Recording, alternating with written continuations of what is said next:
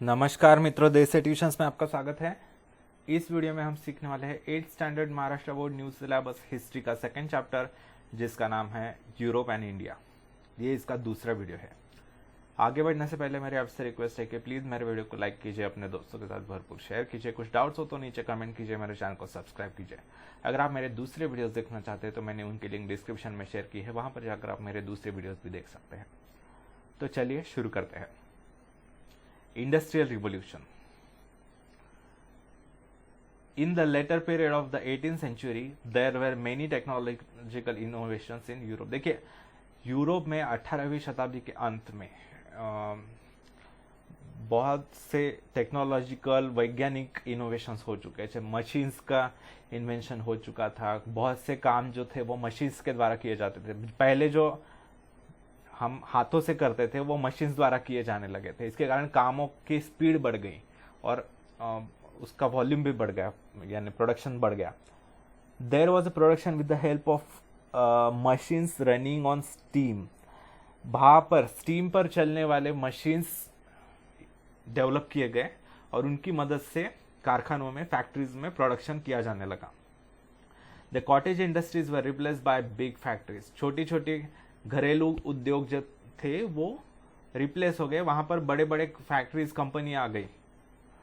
Machines came to be used instead of handlooms. हाथों की जगह पर हाथ मार्क जिसे कहते हैं, यानी हाथों से कपड़े बुने जाते थे पहले, तो वो रिप्लेस हो गया। बाद में मशीन्स की मदद से कपड़े बुने जाने लगे। बाकी और काम भी मशीन्स की मदद से किए जाने लगे, यंत्रों की मदद से। Railway and steamer became the mode of transportation. Steam engine, railway engine आपको पता है, स्टीम इंजन की खोज हुई। बाद में स्टीम इंजन की मदद से जो है एक जगह से दूसरे जगह जाने में तेजी हो गई। The age of machines began and that is known as industrial revolution. धीरे धीरे मशीन्स की जगह आ गई, यानी युग शुरू हो गया मशीन्स का, और इंडस्ट्रियल रिवॉल्यूशन उसी को कहते हैं। Industrial revolution began in England and then spread in other parts of the waste.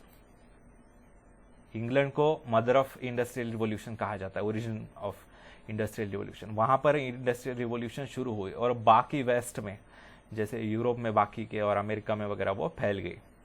During this period England enjoyed industrial prosperity and came to be described as world factory. धीरे धीरे England जो है वो बहुत प्रॉस्पर हो गया। वहाँ पर कारखाने बहुत ज़्यादा डेवलप हो गए। वहाँ पर प्रोडक्शन बहुत से प्रोडक्ट्स का प्रोडक्शन शुरू हो गया, बनाए जाने लगे वहाँ पर प्रोडक्ट्स। उसके कारण उसको, इंग्लैंड को, वर्ल्ड फैक्ट्री के तौर पर जाना जाने लगा। राइज ऑफ कैपिटलिज्म, पूंजीवाद, भांडवलशाही, कैपिटलिज्म यानी पैसा, यानी सब कुछ। With the discovery of the new sea routes began a new era of trade between Europe and Asia. धीरे धीरे नए नए समुद्री रास्ते ढूंढे गए एशिया की तरफ, भारत की तरफ, और यूरोप और एशिया के बीच में नए नए व्यापारी समझौते हो गए और उनके बीच में व्यापारी संबंध प्रस्थापित हुए नए और ज़्यादा।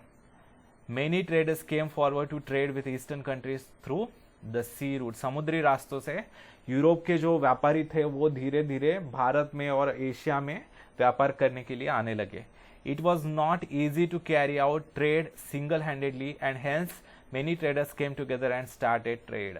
देखिए क्या होता था, अभी बहुत दूर तक जाना पड़ता था और बड़े बड़े जहाज़ों में जाना पड़ता था, तो अकेला एक व्यापारी इतना खर्चा नहीं उठा पाता था। तो वो क्या करते थे, बहुत से ट्रेडर्स एक दूसरे के साथ मिलजुल कर, यानी दूसरे देश में एक्सपोर्ट इंपोर्ट करते थे, मिलजुल कर व्यापार करते थे। Thus there was rise of many trading companies. तो ऐसे बहुत से ट्रेडर्स, ऐसे बहुत से व्यापारी एक साथ मिलजुल कर एक बड़ी कंपनी स्थापन करके उसकी मदद से इंटरनेशनल व्यापार, इंपोर्ट एक्सपोर्ट भारत के साथ, चाइना के साथ वो करने लगे थे। तो वो एक साथ मिलजुल कर, एक साथ आने के बाद वो ट्रेडिंग कंपनी स्थापन करते थे। Trade with oriental countries was very profitable and responsible for economic prosperity. देखिए भारत जो था उस समय दुनिया के 30% GDP, यानी इकोनॉमी, दुनिया भर में जितना पैसा था, दुनिया भर में जितना प्रोडक्ट्स प्रोड्यूस किए जाते थे, उसमें से 30% हिस्सा अकेले भारत का था। India was the richest country. तो ओरिएंटल कंट्रीज यानी जो इंडिया, चाइना वगैरह समृद्ध देश थे उस समय के, उनके साथ व्यापार करना बहुत ही मुनाफा होता था, उसमें बहुत प्रॉफिट होता था। Hence, European rulers started giving military protection and trade concessions to these trading companies. तो ये ट्रेडिंग कंपनीज ने बहुत व्यापार बढ़ा लिया इंडिया के साथ, चाइना के साथ, तो उनको उनकी रक्षा के लिए यूरोपियन राजाओं ने क्या किया, उनको सैन्य संरक्षण देने की शुरुआत की और उनको व्यापार में सहूलतें देना शुरू कर दिया, उन्हें काफी सारे कंसेशंस, डिस्काउंट्स देना शुरू किया। This led to accumulation of wealth in Europe. This property was used in the form of capital for trade and commerce, which led to rise of capitalist economic system in Europe. तो क्या हो गया, इसके कारण Europe में समृद्धि आने लगी, बहुत संपत्ति आने लगी, पैसा आने लगा। तो उसके कारण जो है पैसा सब कुछ हो गया यूरोप में, पैसे को काफी महत्व प्राप्त हुआ और व्यापार और लेन देन में जो है एक पूंजीवादी यानी पैसे को बहुत ज़्यादा महत्व देने वाले और गरीबों को कोई महत्व न देने वाले अमीर क्लास बहुत ज़्यादा डेवलप हो गया यूरोप में, रिच क्लास। फिर आया colonialism. Colonialism means one country exploiting another country by making it into a colony. Colonialism किसे कहते हैं कि एक देश अपने मिलिट्री के ताकत पर, अपने टेक्नोलॉजी की ताकत पर दूसरे देश पर राज करता है और उसे लूटता है, उसका पैसा लूटकर अपने देश में लेकर चला जाता है। जैसे ब्रिटिश अंग्रेजों ने जैसे भारत पर अपना राज फोर्सिबली लगाया, हमें पारतंत्र में डाला और हमारी भारत की सारी संपत्ति वो लूटकर ब्रिटेन ले गए, तो इसे कहते हैं colonialism. A powerful country on the basis of economic and military strength occupies another region and establishes its political supremacy. क्या होता है, जो सैन्य शक्ति के द्वारा एक ताकतवर देश है वो क्या करता है, अपने आर्थिक और सैन्य शक्ति की मदद से दूसरे देश पर, दूसरे रीजन पर आक्रमण करके वहां पर अपना राज्य प्रस्थापित करता है और उस रीजन को उसको लूटकर अपनी उस देश की संपत्ति अपने देश में लेकर चला जाता है। This is known as colonialism. This tendency of colonialism led to the rise of imperialism among the Europeans.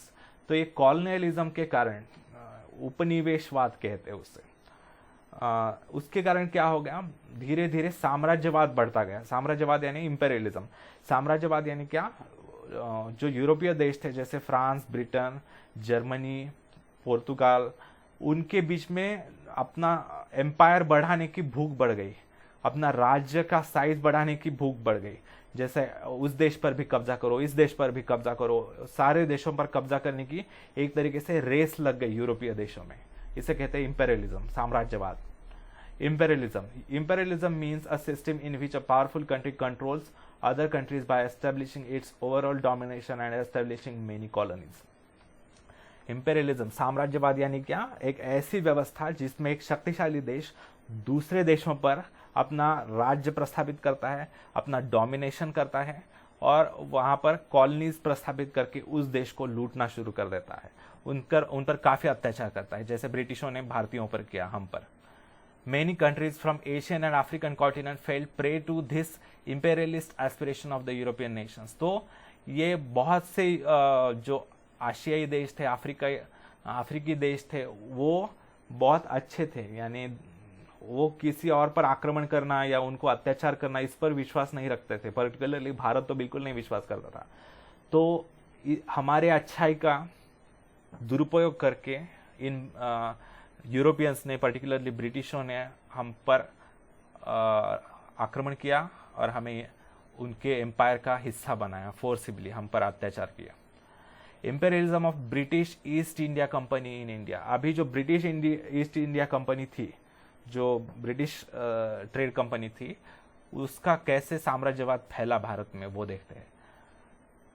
अपना राज्य कैसे फैलाया ब्रिटिशों ने भारत में।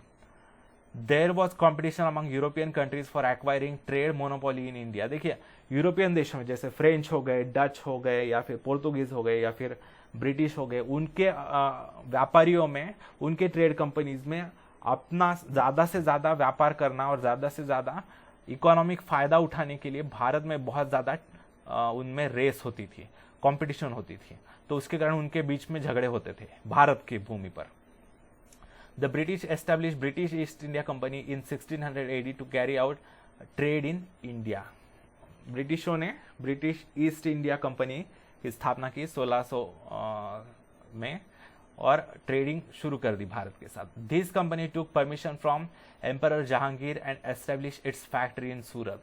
जो जहांगीर था मुगल एम्परर, उससे ट्रेडिंग ईस्ट इंडिया कंपनी ने भारत में व्यापार करने की परमिशन ले ली, और एम्परर जहांगीर और औरंगजेब के गलत नीतियों के कारण जो है हमारा देश धीरे धीरे ईस्ट इंडिया कंपनी के जकड़न में जाने लगा।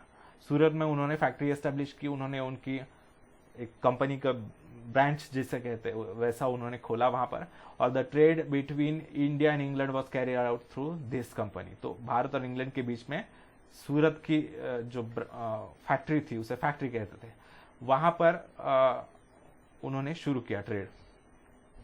Struggle between English and French. अभी क्या हो गया, मैंने बताया आपको, सारे यूरोपीय देशों में भारत से पैसा लूटने की बहुत ज्यादा कंपटीशन थी। इसके लिए जैसे इंग्लिश और फ्रेंच के बीच में बहुत ज्यादा स्ट्रगल होने लगा, भारत के बीच में लड़ाई होने लगी कि कौन ज्यादा व्यापार करेगा भारत के साथ, कौन ज्यादा लूटेगा भारत को। England and France were rivals in the competition for trade in India. Due to this there were 3 wars fought between them which are known as Carnatic Wars। England और फ्रांस के बीच में बहुत ज्यादा कंपटीशन थी, वो पहले से ही दुश्मन थे, यूरोप में कई सारी लड़ाइयां लड़ चुके थे, और यहाँ पर आकर उनके बीच में भारत की संपत्ति लूटने के लिए भी कंपटीशन शुरू हो गई। इसके कारण उनमें भारत की भूमि पर उनकी लड़ाइयां हो गई। 3 मुख्य वॉर हो गए, जिसका नाम है कार्नेटिक वॉर्स कहा जाता है उन्हें, क्योंकि वो साउथ इंडिया में हुए थे। साउथ इंडिया में एक स्टेट है, आपको पता है, कर्नाटक। तो उस रीजन के आसपास वो वॉर हुए थे, उसके कारण वहां पर उनको कार्नेटिक वॉर्स कहा जाता है।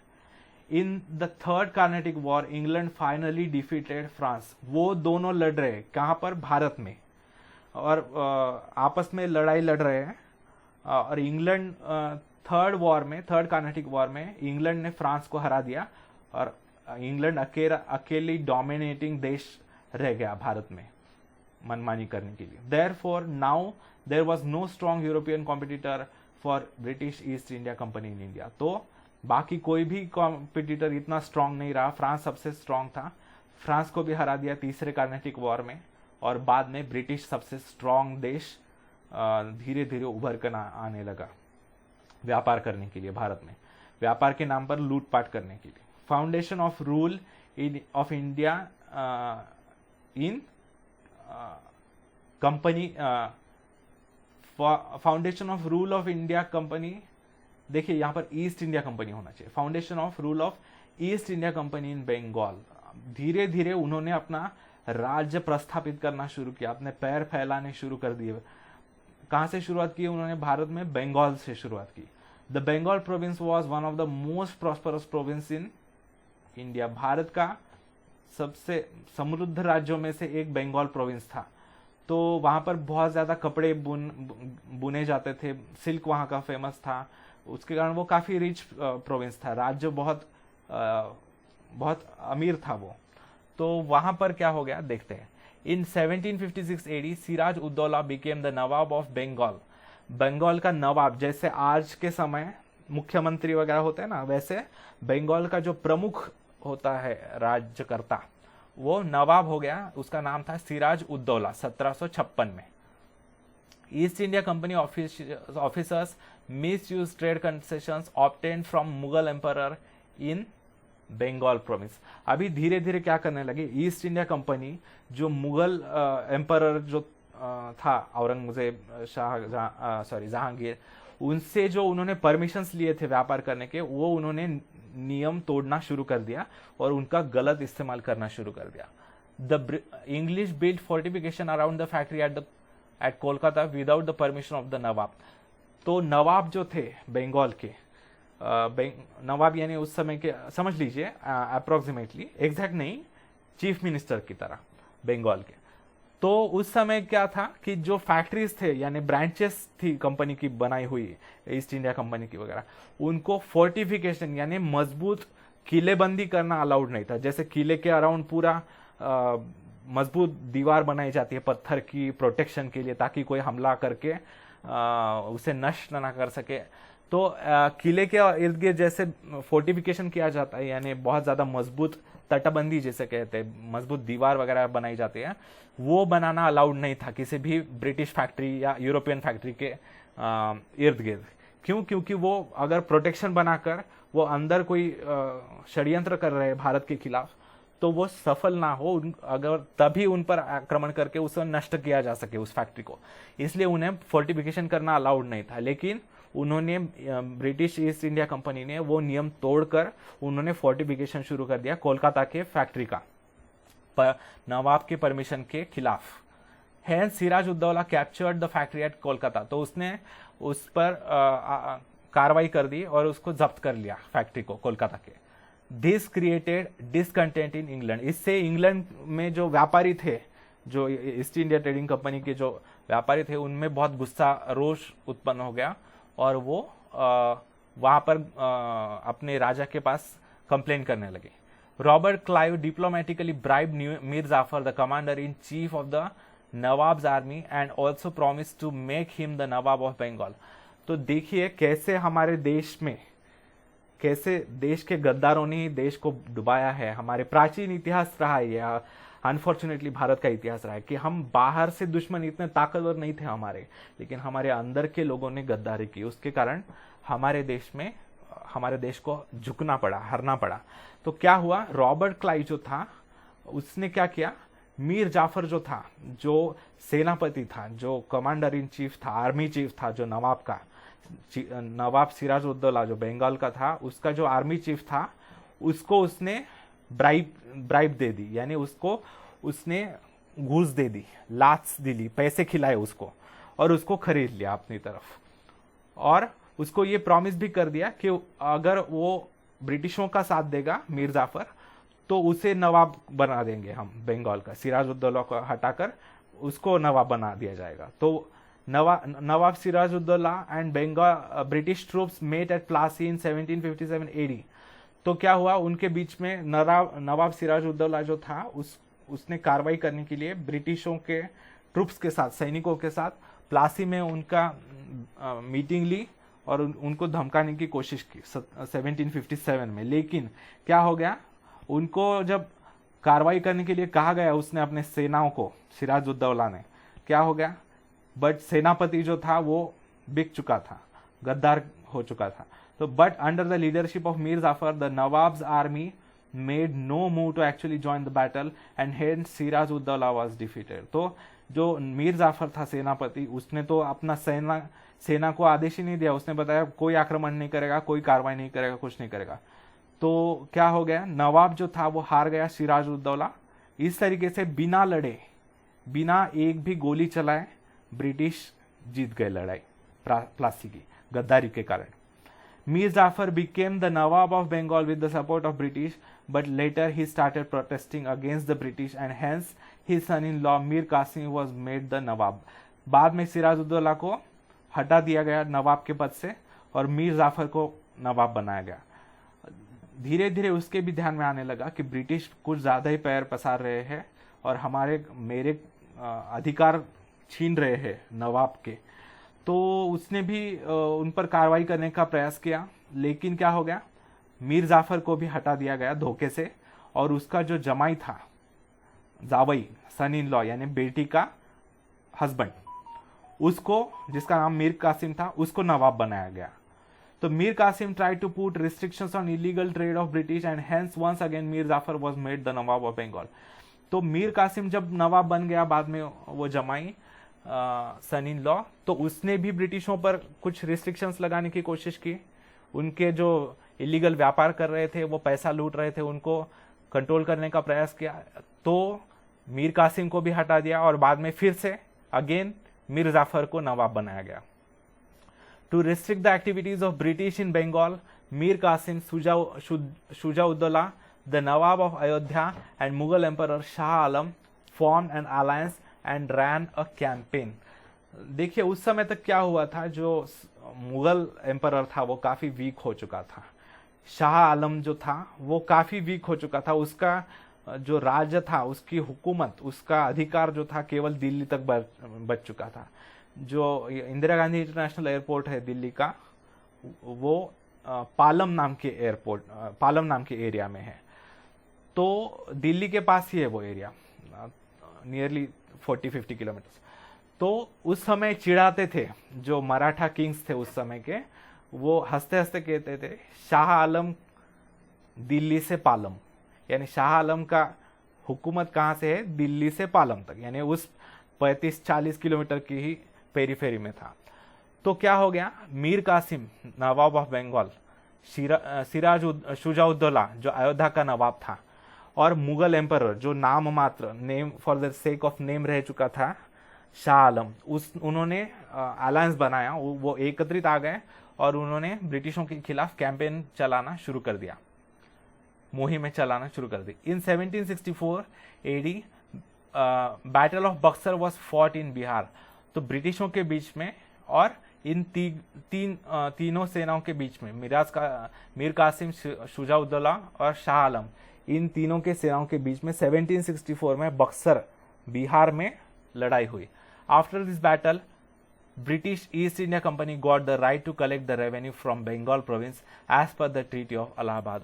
वो ट्रीटी हार गए ये तीनों, और ब्रिटिशों ने एग्रीमेंट कर लिया उन तीनों के साथ, और ये अधिकार प्राप्त कर लिया कि बंगाल राज्य का टैक्स कलेक्शन जो होगा, टैक्स कलेक्शन करने का अधिकार ब्रिटिशों ने ले लिया। यानी बंगाल में जो भी व्यापार होगा, जो भी करेगा, वो टैक्स, उसका सारा टैक्स कलेक्शन, वो जनता जो है, भारतीय आम जनता, उनसे जो टैक्स कलेक्ट किया जाएगा वो ब्रिटिशों को मिलेगा। वो ट्रीटी कहाँ हुई, इलाहाबाद में हुई वो एग्रीमेंट। इलाहाबाद यानी आज का प्रयागराज। यानी आपको समझ रहा है, रेवेन्यू कलेक्शन यानी टैक्स कलेक्शन का अधिकार किसे होता है, वहां के सरकार को। कहीं पर भी जो रेवेन्यू कलेक्शन का अधिकार होता है, टैक्स लगाने का, टैक्स कलेक्शन करने का अधिकार जो होता है, वो वहां के रूलर्स को होता है, वहां के राज्यकर्ताओं को होता है। राजा हो गया, जो भी हो गया। जैसे आज हमारे देश में कौन टैक्स कलेक्ट करता है, स्टेट गवर्नमेंट टैक्स कलेक्ट करती है और सेंट्रल गवर्नमेंट टैक्स करती है, क्योंकि उनका राज है, जो लोकतांत्रिक इलेक्टेड गवर्नमेंट है। लेकिन इन्होंने, ब्रिटिशों ने, जो ये नवाब थे, उनसे टैक्स कलेक्शन का अधिकार अपनी तरफ ले लिया, यानी वही रूलर्स हो गए, बंगाल के रूलर्स ब्रिटिश हो गए। In this manner the foundation of British rule in India was laid in Bengal. ऐसे ब्रिटिश रूल का स्थापना हो गई बंगाल से। ब्रिटिश मैसूर स्ट्रगल, मैसूर और ब्रिटिश के बीच में क्या स्ट्रगल हुआ। Haidar Ali from Mysore state rebel and took control of Mysore. Haidar Ali जो टीपू सुल्तान के पिता थे, उन्होंने मैसूर राज्य का कारभार संभालना शुरू किया, उन्होंने रिबेल करके, यानी विद्रोह करके। After the death of Haidar Ali, his son Tipu Sultan became the ruler of Mysore. Haidar Ali के मृत्यु के बाद उनका बेटा टीपू सुल्तान जो है वो मैसूर राज्य का प्रमुख हो गया। He tried his best to fight against the British. At the end, Tipu Sultan died in the Battle of Srirangapatnam in 1799। ब्रिटिशों के साथ उसकी भी लड़ाई हो गई, क्योंकि उनके साथ वहां पर भी वो लूटपाट करने का प्रयास कर रहे थे, illegal.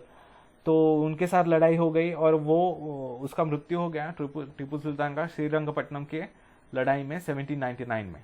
In this manner the British took control of the Mysore territory. तो मैसूर जो है कर्नाटक, बेंगलुरु के पास, वहां पर उन्होंने, ब्रिटिशों ने अपना राज्य स्थापित कर दिया। ब्रिटिश कंट्रोल ओवर सिंध, ब्रिटिशों का सिंध के ऊपर control. To strengthen the British power in India, the English turn their attention towards north west frontier. They feared that Russia might attack India through Afghanistan and hence the English started establishing their influence over Afghanistan. देखिए, उस समय भारत जो था अखंड भारत था, यानी भारत का partition नहीं हुआ था, टुकड़े नहीं हुए थे भारत के। तो वहां पर देखिए, ये भारत जो है, ये पूरा पाकिस्तान, भारत, बांग्लादेश एक ही था। तो उन्होंने मैसूर में यहां पर अपना राज्य स्थापित किया, बंगाल में यहां पर राज्य स्थापित किया, और उन्हें यह डर लगने लगा कि रशिया आएगा अफगानिस्तान से और वो भारत की तरफ, ये भारत ही है, पाकिस्तान यानी भारत ही है उस समय का, तो रशिया नॉर्थ से आएगा और वो अफगानिस्तान के रास्ते से भारत पर आक्रमण कर देगा, और ब्रिटिशों को हटा देगा यहाँ से। तो उन्होंने क्या कर दिया, उन ब्रिटिशों ने अपना ध्यान नॉर्थ वेस्ट फ्रंटियर यानी नॉर्थ वेस्ट की सीमा की तरफ, अफगानिस्तान बॉर्डर की तरफ उन्होंने अपना ध्यान कॉन्सेंट्रेट कर दिया यहाँ पर, ठीक है, ताकि रशियंस को रोका जा सके आक्रमण से। The route towards Afghanistan went through Sindh. तो अफगानिस्तान में जाने का जो रास्ता था वो सिंध के रास्ते से जाता था। सिंध कहां पर है, देखिए आज वो पाकिस्तान में है सिंध। एक मिनट, देखिए यहां पर है सिंध। हम गाते हैं ना राष्ट्रगीत में, पंजाब सिंध गुजरात मराठा, तो ये सिंध यहां पर है, सिंध। तो सिंध जो है यहां से साउथ से जाने के लिए, अफगानिस्तान को जाने के लिए यहां से रास्ता जाता था सिंध के द्वारा। तो उन्हें सिंध का महत्व पता चल गया कि अगर अफगानिस्तान को प्रोटेक्टेड, अफगानिस्तान बॉर्डर को प्रोटेक्टेड रखना है तो सिंध को कैप्चर करना, सिंध को कब्जा करना आवश्यक है। तो क्या किया उन्होंने, the British understood the importance of Sindh and hence captured in 1843 में उन्होंने सिंध को भी, सिंध राज्य को भी कैप्चर कर लिया। अभी बाद में, उस समय पंजाब में क्या अवस्था थी, देखिए पंजाब में सिख एम्पायर था, यानी सिख राज्य, रंजीत सिंह का राज्य था। पंजाब जो है आधा पाकिस्तान में है और आधा भारत में है, तो बहुत बड़ा था उस समय पंजाब। ये इतना बड़ा पंजाब था, ये हमारा आज का पंजाब इतना ही है, लेकिन उस समय पंजाब इतना था। तो इस पर महाराजा रणजीत सिंह जो सिख राजा थे उनका राज्य था, सिख एम्पायर था। तो उनके ऊपर भी धीरे धीरे कंट्रोल करने लगे ब्रिटिश। कैसे, वो देखते हैं। Fall of Sikh power. In the beginning of 19th century the power in Punjab was in the hands of Ranjit Singh. Ranjit Singh बहुत शूरवीर राजा थे। तो after the death of Ranjit Singh, his minor son Duleep Singh came to the throne. Ranjit Singh का मृत्यु बहुत जल्दी हो गया और उनका बेटा जो था दलीप सिंह, वो बहुत यंग था, यानी 16 साल से भी कम थी उसकी आयु। तो उसके ऊपर जिम्मेदारी आ गई राज्य की, वो राजा बन गया। On his behalf his mother queen Jindan looked after the state affairs. उसको राज्य सिंहासन पर बिठाकर दलीप सिंह को उसकी माँ जो थी, यानी रंजीत सिंह जी की पत्नी जिंदन, वो राज्य कारभार संभालने लगे। लेकिन क्या हुआ, but could not keep control over the officers. लेकिन राज्य के जो अधिकारी थे, जो ऑफिसर्स थे, मंत्री वगैरह थे, उनके ऊपर कंट्रोल नहीं रख पाई वो ठीक से। तो इसका फायदा ब्रिटिशों ने उठाया, अगेन गद्दारी करवा ली। Taking advantage of this situation the British bribed some of the Sikh sardar. तो उनमें से जो सिख सरदार थे उनको खरीद लिया उन्होंने, पैसा खिलाया, ब्राइब दी और उनको अपने बाजू में शामिल कर लिया। The Sikh community thought that the British will attack Punjab and hence they launched an attack on the British. उनको क्या लगा, राजा को और राजमाता को, कि ये गद्दार हो चुके हैं, तो हो सकता है कि वो ब्रिटिश हम पर अटैक कर दे हमें हराने के लिए। तो ऐसा सोचकर सिखों ने ही उन पर अटैक कर दिया। तो क्या हो गया, in this first Anglo Sikh war the Sikhs were defeated. तो ये पहला युद्ध था सिख्स और ब्रिटिशों के बीच, एंग्लो यानी अंग्रेज।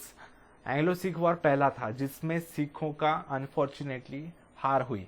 But still Duleep Singh remained on the throne. फिर भी उन्होंने दलीप सिंह को केवल नाम के लिए, दिखाने के लिए उसे रखा सिंहासन पर, राजा। But the growing impact of British over Punjab was not acceptable to the Sikh. लेकिन राज्य पूरा अधिकार अपने पास रखे ब्रिटिशों ने, केवल दिखाने के लिए राजा दलीप सिंह उसको बिठाए रखा। और क्या किया, पंजाब में बहुत ज्यादा उनका इंटरफेरेंस बढ़ने लगा, तो सिखों को ये पसंद नहीं आने लगा। Mulraj officer of Multan revolted against the English. तो मूलराज नाम के जो अधिकारी थे मुल्तान के, मुल्तान आज पंजाब इसमें है, पाकिस्तान में चला गया, तो वो जो है उसने रिवोल्ट कर दिया, विद्रोह कर दिया ब्रिटिशों के खिलाफ। उसे पसंद नहीं आया ब्रिटिशों का लूटने की नीति। Thousands of Sikh soldiers participated in the war against British. हजारों सिख सैनिक उसमें पार्टिसिपेट हुए। In the second war the Sikhs had to face defeat again, लेकिन दूसरे लड़ाई में भी सिखों को हारना पड़ा, हार गए वो। इन 1849 the British finally capture the entire reason of Punjab. तो 1849 तक ब्रिटिशों ने पूरा पंजाब का रीजन कब्जा कर लिया। The Marathas were important strong rulers in India, और मराठा उस समय के सबसे प्रमुख रूलर्स थे भारत के। भारत में सेंट्रल इंडिया में वगैरह मराठाओं का राज्य था, मराठा साम्राज्य था पूरा, यहाँ पर महाराष्ट्र में, मध्य प्रदेश में वगैरह, उत्तर प्रदेश का थोड़ा हिस्सा वगैरह, तो वहाँ पर पूरा गुजरात में वगैरह, वहाँ पर मराठाओं का राज्य था। तो उनका क्या हुआ, how did the British strengthen their foundation of rule in India by defeating the Marathas will be studied in the next chapter. तो हम मराठाओं के साथ कैसी लड़ाई हुई, क्या हुआ आगे, वो हम अगले चैप्टर में देखेंगे। तो इससे हम देख सकते हैं कि अगर हम यूनाइटेड रहते हैं, सारे नवाब और सिख एम्पायर और मराठाज अगर एक साथ मिलजुल कर ब्रिटिशों के साथ लड़ते तो ब्रिटिश हम पर कभी राज नहीं कर पाते थे। लेकिन हम यूनाइटेड नहीं रहे, आज भी हमारे लोग कई सारे यूनाइटेड नहीं है। और दूसरी बात यह है कि हमारे में से ही गद्दार पैदा होते हैं, इसके कारण हमारे देश को हार झेलनी पड़ी और इतने सालों तक ब्रिटिशों का राज्य सहना पड़ा, इतनी लूटपाट सहनी पड़ी। तो ये हमें सीखना चाहिए, इसीलिए हम हिस्ट्री सीखते हैं, क्योंकि इतिहास में जो गलतियां हुई है हमसे वो दोबारा ना हो, इसलिए। तो ठीक है, यहाँ पर ये चैप्टर समाप्त होता है। अगर आपको मेरे वीडियो अच्छा लगे तो प्लीज़ मेरे वीडियो को लाइक कीजिए, अपने दोस्तों के साथ भरपूर शेयर कीजिए, कुछ डाउट्स हो तो नीचे कमेंट कीजिए और सब्सक्राइब करना ना भूलिए। धन्यवाद मित्रों, आपका दिन शुभ जाए।